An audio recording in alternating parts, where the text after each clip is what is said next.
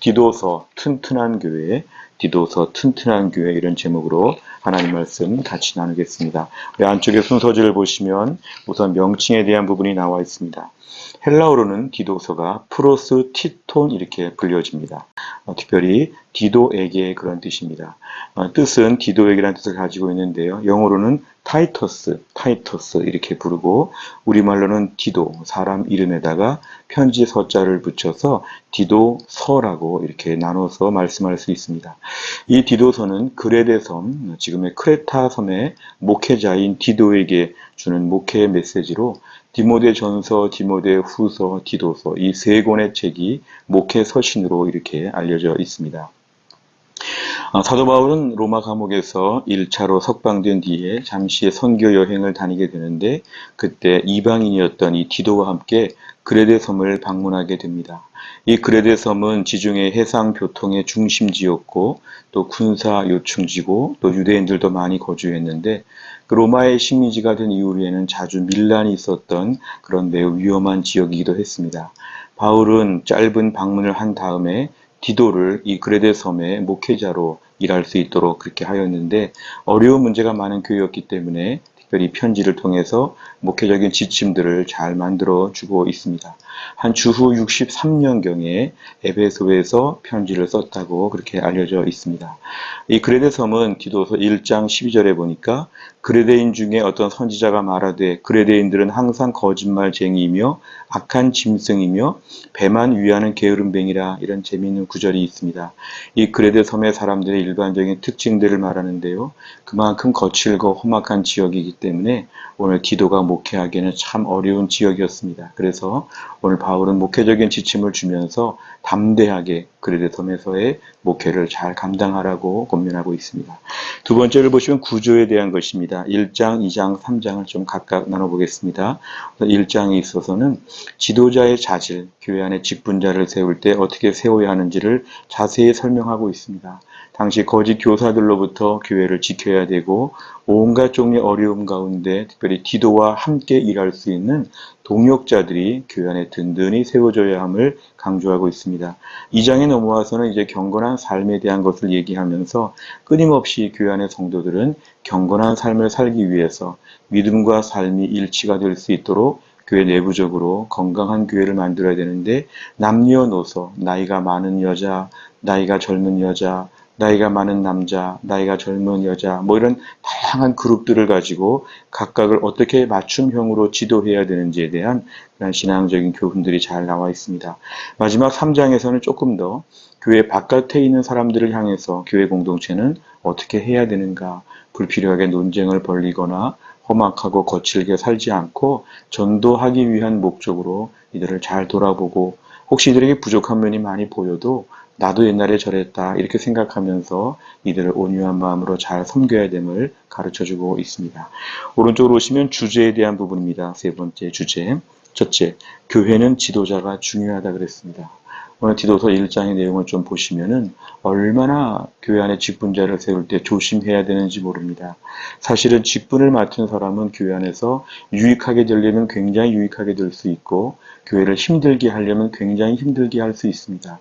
그렇기 때문에 교회 안에서는 지도자의 위치가 너무 중요해서 지도자를 잘 세워야 하는 것을 매우 강조하고 있습니다. 교회가 자칫 지도자를 잘못 세우면 교회는 계속해서 어려움을 겪게 되기 때문에 신중하게 모든 것을 다 테스트하고 모든 것을 다 살펴본 뒤에 직분을 줘야 한다. 직분자가 반드시 필요한데 준비된 직분자를 세워야 한다. 엄격한 기준으로 직분자를 세우고 계속해서 이들을 돌봐야 한다고 얘기하고 있습니다. 두 번째를 볼 때는 신앙은 삶이 중요하다 그랬습니다. 2장의 내용처럼 특별히 경건 생활을 잘하는 것인데 이것은 어떠한 하나님을 믿는 행위, 기도나 말씀 이런 건 참 중요하지만 교회 안에서 신앙 인격이 달라지는 게 참으로 중요합니다. 서로 공동체 안에서 일종의 사회성이 필요한데요. 교회 안에 서로 인격적으로 대하는 것이고 예수를 잘 믿는 만큼 기도 잘하고 성경 잘 보는 것도 좋지만 예수를 잘 믿는 만큼 매우 성숙한 인격을 보여줘야 된다. 교회 안에서 상처 주는 말들, 교회 안에서 너무 고집이 많은 것들, 교회 안에 너무 거친 것들, 무례한 것들, 이런 것들을 다 내려놓아야 되고, 교회 공동체가 튼튼하기 위해서는 믿는 사람들 안에서 먼저 서로 인격적이고 성숙한 그런 태도가 필요하다는 것입니다. 세 번째를 보면 사회적으로 본이 되어야 한다 그랬는데요. 오늘 3장의 내용처럼 대사회적으로 볼 때 본이 되어야 하는 것입니다. 본. 그래서 성도들이 남들이 볼 때 괴팍하게 보이지 않도록, 남들이 볼 때 이상한 집단처럼 보이지 않도록, 오히려 윤리와 도덕면에 있어서는 바깥의 사람들을 능가할 만한 압도적인 수준이 필요하고, 바깥을 향하여 전도하고 구제하고 섬기고 봉사하는 것에 교회 공동체가 매우 차별성을 보여야 한다. 오늘 이런 면을 강조하고 있습니다. 네 번째를 보시면 적용에 대한 것입니다. 첫째, 교회 직분을 성실하게 감당한다 그랬습니다. 우리가 교회 안에 직분을 받은 것 매우 중요한 일입니다.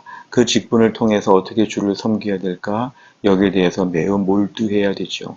세상에서도 우리가 직장에서나 사회에서 책임이 있는데 교회에서의 직분은 더 중요합니다. 명예의 직도 아니고 자기 소견에 옳은 대로 해도 안 되고 과연 오리지널 성경적인 기준이 무엇일까? 우리 교회에서 나의 직분을 어떻게 감당해야 될까에 대해서 매우 중요하게 생각해야 합니다. 목회자를 어떻게 도와야 될까? 또 성도들 앞에서 어떻게 중간 역할을 감당해야 될까? 매우 기도 많이 하고 매우 조심스럽게 해야 되는 것이죠. 그래서 우리가 하나님의 교회는 직분자들이 신실하게 서야 교회가 튼튼해질 수 있습니다. 튼튼한 교회가 되기 위해서는 직분자들이 자기 위치, 자기 포지션을 잘 감당해야 하는 것이죠. 그래서 우리가 교회 안에서 맡은 바 직분이 무엇인지를 돌아보고 내가 하는 직분만큼 내가 직분을 어떻게 역할하는지 그 역할만큼 교회가 부응한다고 생각하고 나 자신의 중요성, 직분에 대한 수행하는 태도를 다시 한번 돌아봐야 되겠습니다. 두 번째를 보면 믿음의 인격을 서로 보여야 한다 그랬습니다.